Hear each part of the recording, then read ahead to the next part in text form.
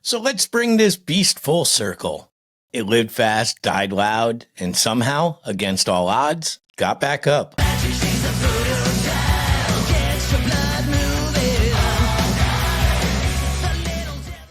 This is the resurrection of glam metal, the return of the Teased Titans, and how a genre once considered a joke found its power again.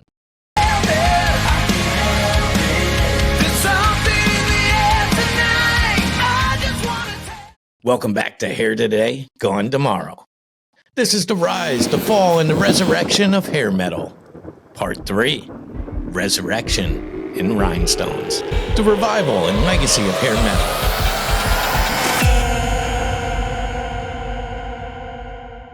So they said it was dead. But when the lights hit Aquanet and the first riff dropped, those same people were back in the front row with their fists in the air, singing every goddamn word.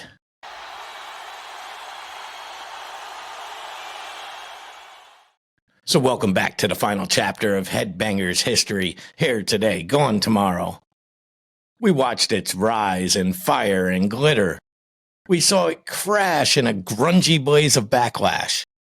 And now we're talking about the comeback.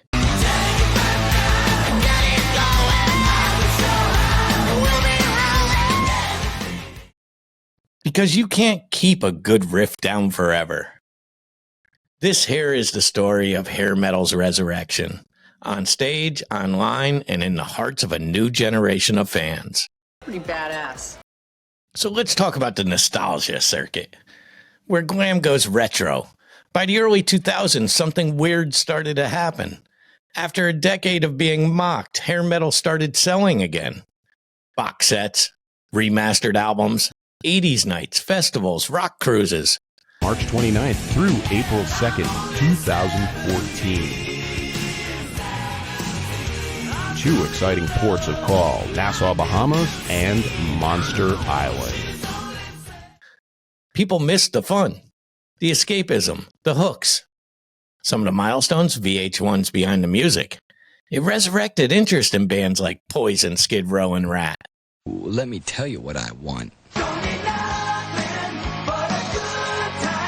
They came to LA armed with lipstick, eyeliner, and naked ambition. We wanted to be the most glamorous, the most outrageous, the most sleazy. Our image is the only thing we had to show people that we were a different kind of rock band. Motley Crue's Red, White, and Crew tour in 2005. It sold out arenas. There's the Rocklahoma Festival, established in 2007, entirely dedicated to glam, sleaze, and hard rock revival. Coming July 9th through the 12th in Pryor, Oklahoma, VH1 Classic presents the 3rd annual Rocklahoma. Sponsored in part by Miller Lite. See over 30 bands who had hits in the 80s and 90s, including Anthrax, Rat, Thin Liz Striper, and Twisted Sister. Over 90 bands performing on... At some point, people remembered how fun this shit really was, said Dee Snider of Twisted Sister.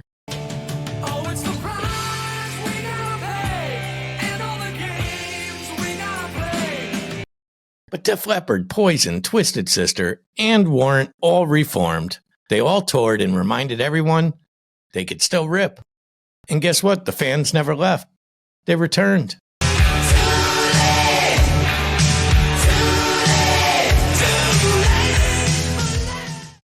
And then you got the YouTube, TikTok. The internet brought glam back to the masses. But why did it work? It's because YouTube introduced a whole new generation to Cherry Pie, Dr. Feelgood, Youth Gone Wild.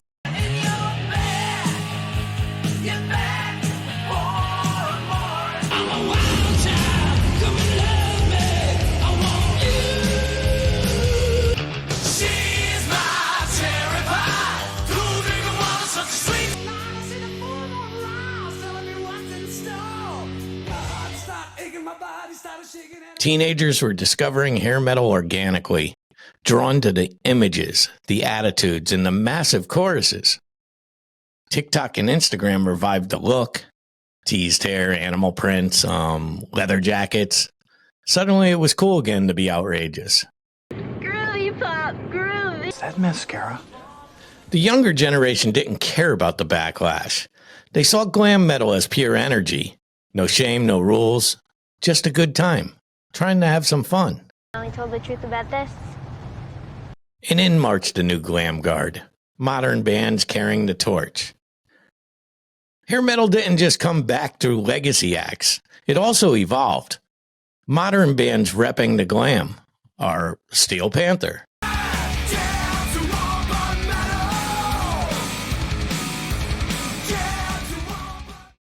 Sure, they're a parody, but they're also a tribute, all rolled into one. They're crude, ridiculous, but insanely tight with amazing musicians.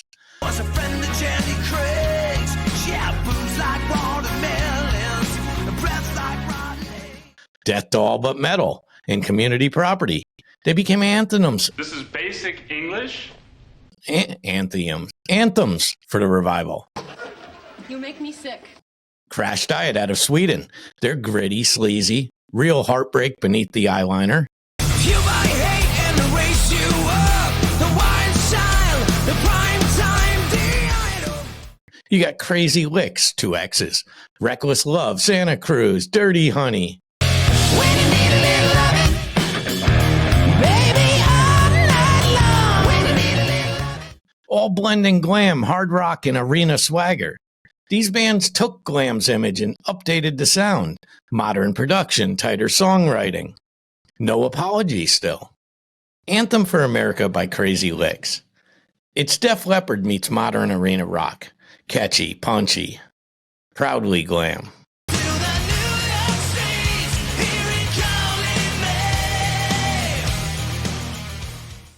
So let's talk about why hair metal still matters.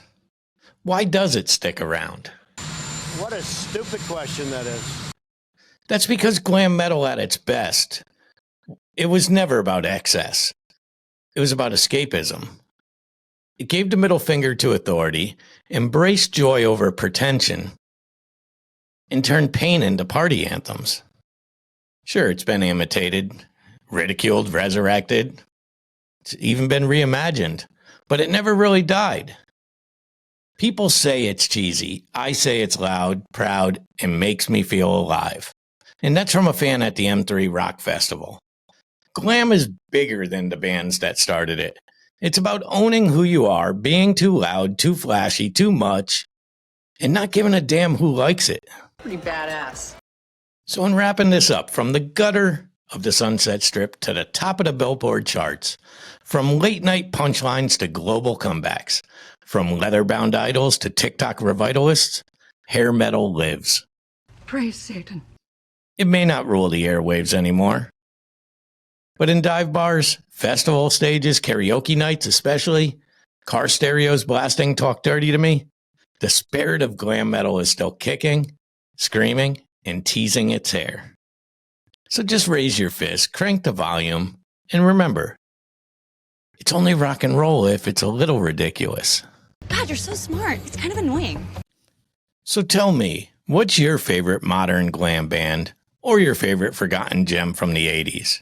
I don't care. Let's talk about it. I just need you guys to speak up. Drop it in the comments. Let's build the ultimate glam revival playlist.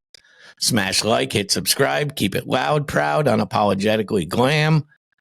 Because the riffs might age, but the attitude never dies. So this has been Headbangers History.